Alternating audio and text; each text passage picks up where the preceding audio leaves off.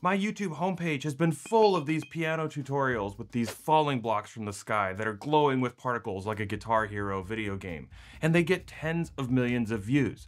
I've always wanted to try them.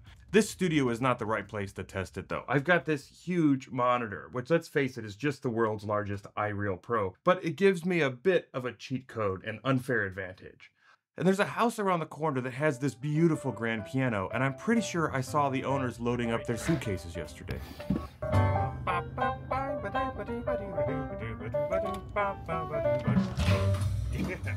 Oh crap, they got a security system. Disarm system now. It's my mom's house, don't get the wrong idea.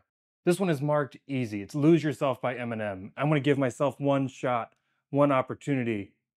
That's just...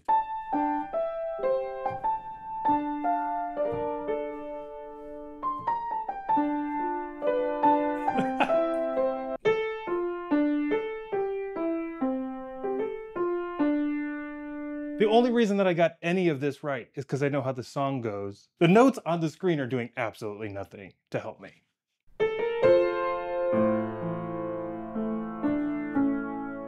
That is not right at all. Are these D's? All right, here we go, I know this part.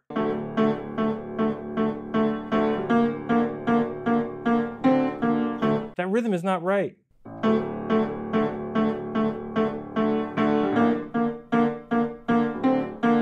It doesn't even have the right number of beats in it. All right, I got it this time. Watch, I'm gonna play exactly what's written here.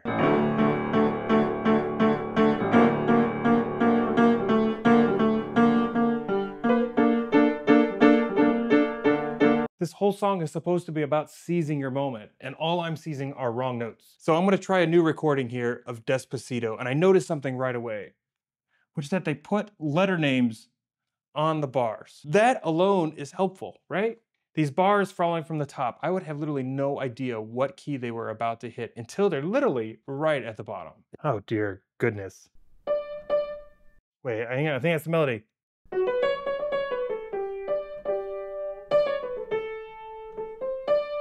Wait. Those are freaking triplets? Is that what that is? How would I know that?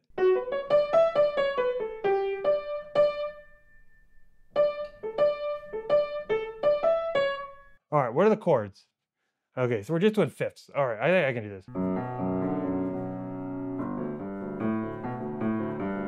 Oh my God.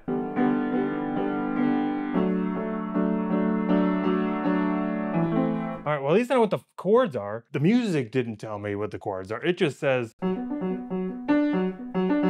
but I can like use my brain and see, oh, G, D, all right. All right, so I think I understand a little bit about what's happening here. This stupid notation, right, is time synced off of the recording that Justin Bieber originally put out. Mom and Dad leave any food here? At the very best, we're gonna play it exactly the way that Justin Bieber played it, right? There's no sense of this thing is in 4/4 and these are eighth notes and these are triplets. It's just green bars coming down and they're time synced to the original Spotify recording of this song. Found some pickles.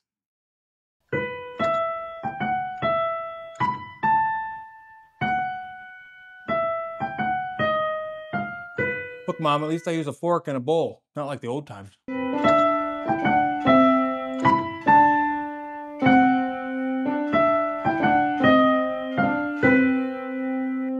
Maybe my experience is making this too hard. Maybe when I think, oh, these are quarter note triplets, I'm just like breaking the spirit of the whole thing. I'm just supposed to like Guitar Hero this and just play exactly when the notes come down.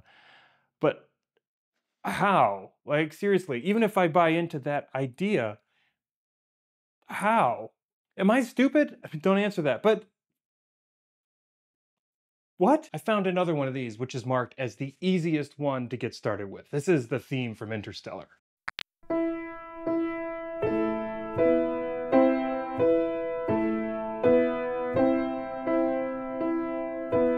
I'm doing it.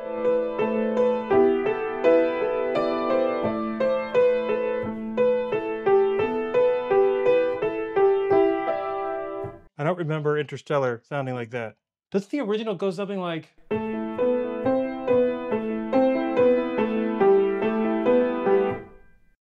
Here's what I think the biggest problem is. See, on the screen, these falling notes, they line up perfectly with the keys underneath them. But when I put it here on the real piano in front of me, they don't align with the actual keys at all. Like I have to translate not just where it's falling and what key it's touching on the screen, but then I also have to translate the key that's on the screen to the key that's on the real piano. So my brain is working like overtime. Maybe this would be easier if I had a giant projector over top of the piano so that the bars were like here in life size and they came down and actually touched the correct key.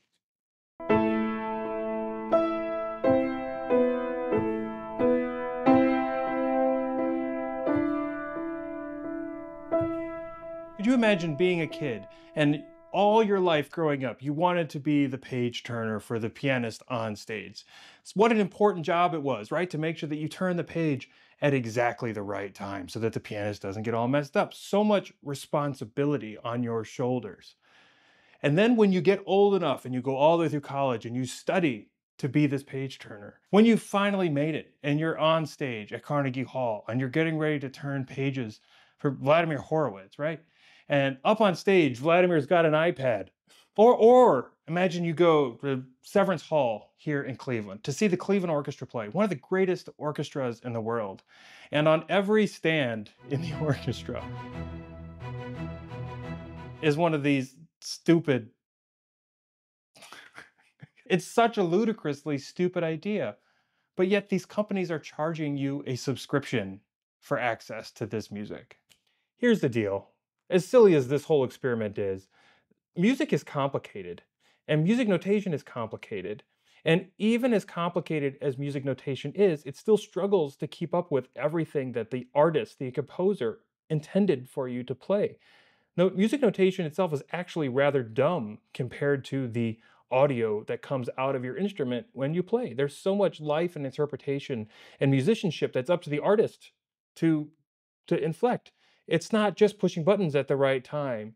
Right? So take a look. Here's a real piece of music. This is a great tune called Lush Life by Billy Strayhorn.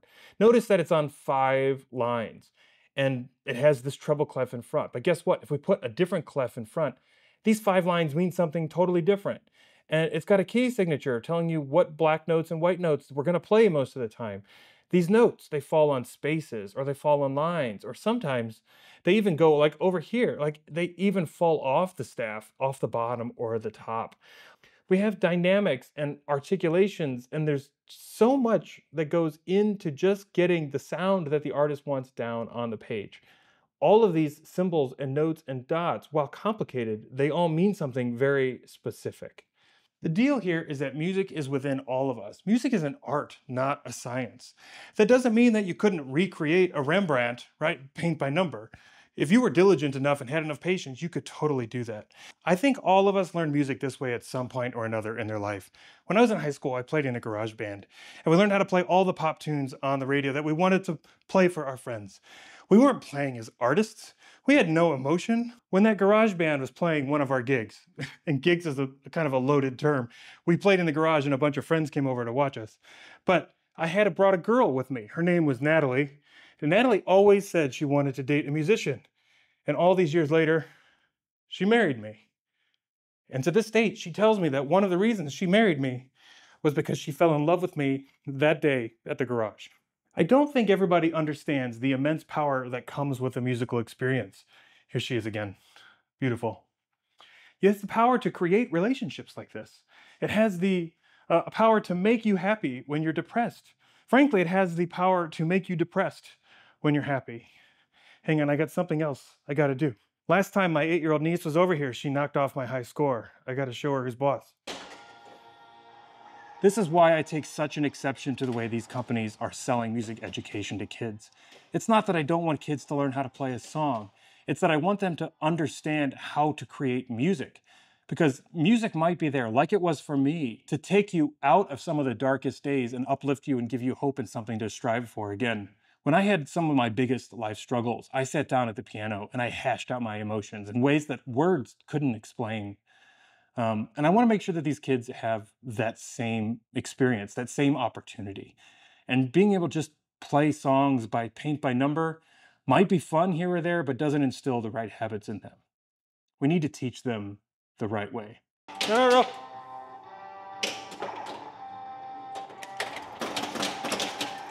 No!